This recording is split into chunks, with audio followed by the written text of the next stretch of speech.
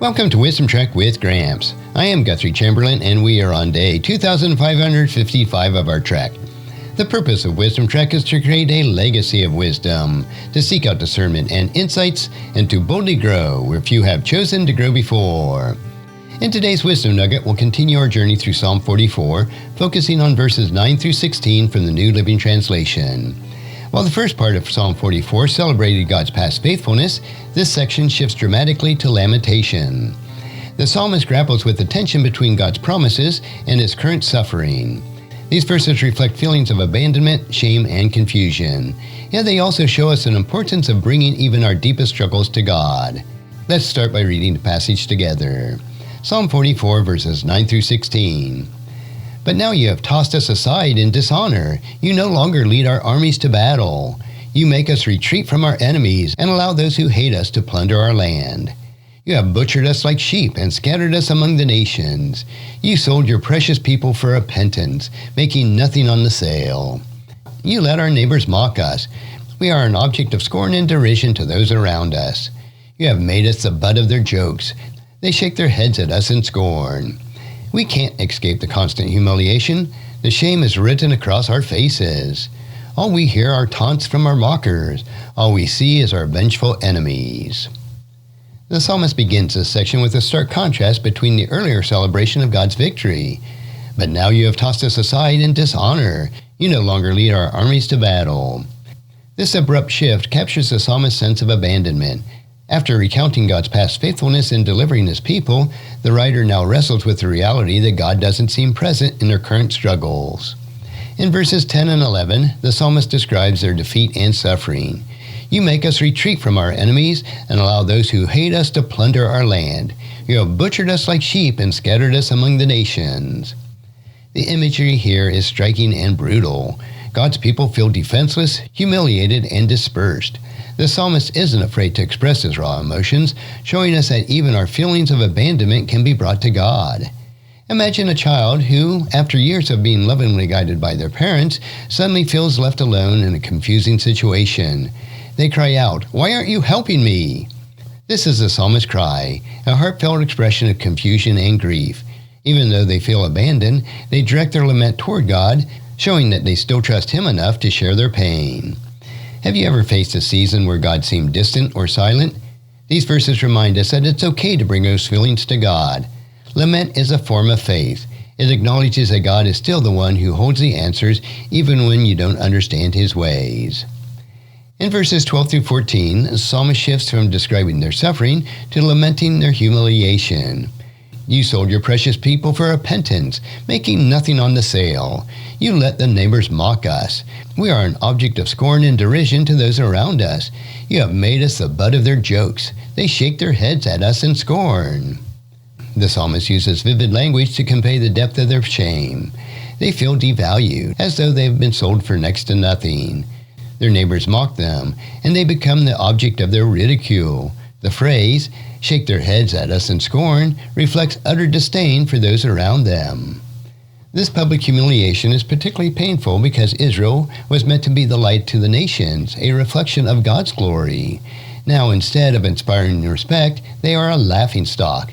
The psalmist struggles to reconcile this reality with God's promise of protection and favor. Think of a team who once held a championship title, but now faces a losing streak so severe that their former fans turn into mockers. The fall from respect to ridicule can be crushing, especially when the team knows that they're capable of more. Similarly, the psalmist feels the weight of Israel's fall and the ridicule that it brings. It's easy to feel defeated when we face public humiliation or criticism. These verses remind us to bring even our shame to God, trusting that He sees our pain and will ultimately restore our dignity in His time. The psalmist continues with verses 15 and 16. We can't escape the constant humiliation. Shame is written across our faces. All we hear are the taunts of our mockers. All we see is our vengeful enemies. Here the psalmist paints a picture of unrelenting shame. It's not a passing feeling. It's a constant, inescapable reality. The mockery of others is like a soundtrack that plays on repeat, and the sight of their enemies only deepens their despair. The phrase, "shame is written across our faces," conveys a sense of deep personal and collective disgrace. It's as if humiliation has become part of their identity. Yet even in this painful description, the psalmist continues to cry out to God, demonstrating that their hope isn't entirely extinguished. I once read about a small business owner who faced public failure after a series of setbacks. The community who had once supported him began to ridicule his efforts. Despite the humiliation, he chose to rebuild, leaning on his faith and determination. Over time, his perseverance led to success, and his story became a testament to resilience. Similarly, the psalm clings to God even in the face of relentless shame. When we feel overwhelmed by shame or criticism, it's easy to want to withdraw. But these verses show us the importance of continuing to bring our struggles to God. He sees our pains, and His grace is sufficient to carry us through. Psalm chapter 44, verses 9 through 16, is a powerful reminder of the complexities of faith. Even when God feels distance and life is filled with challenges, we're invited to bring our honest emotions to Him. Let's explore some of the key themes and lessons. First, faith includes lament. The psalmist shows us that lament is a natural and necessary part of our relationship with God. It's a way of expressing trust even when we don't understand His actions. Second, God can handle our honesty.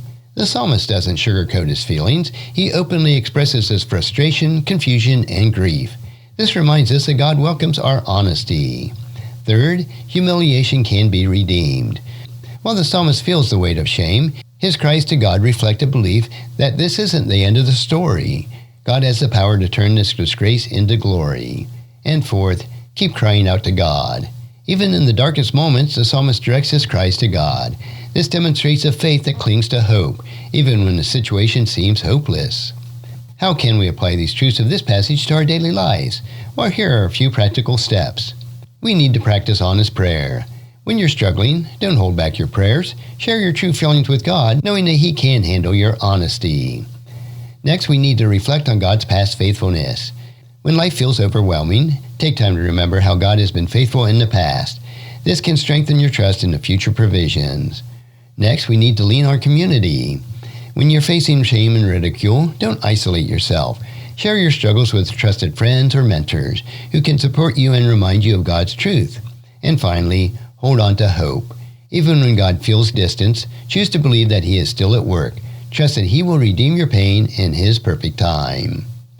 As we reflect on Psalm chapter 44, verses 9 through 16, we see a powerful example of faith amid pain.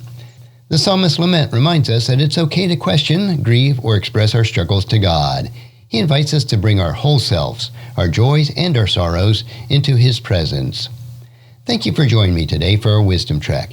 As you go about your week, I encourage you to trust in God's faithfulness even amid trials. Until the next time, may God's wisdom guide your steps, and may His peace fill your hearts. And if you found this podcast insightful, please subscribe and leave us a review. Then encourage your friends and family to join us and come along with us tomorrow for another day of Wisdom Trek, creating a legacy. Thank you so much for allowing me to be your guide, your mentor, and most importantly, I am your friend as I serve you through the Wisdom Trek podcast and journal. And as we take this trek of life together, let us always live abundantly, love unconditionally, listen intentionally, learn continuously, lend to others generously, lead with integrity, and leave a living legacy each day. I am Guthrie Chamberlain, reminding you to keep moving forward, enjoy your journey, and create a great day every day. See you next time for more daily wisdom.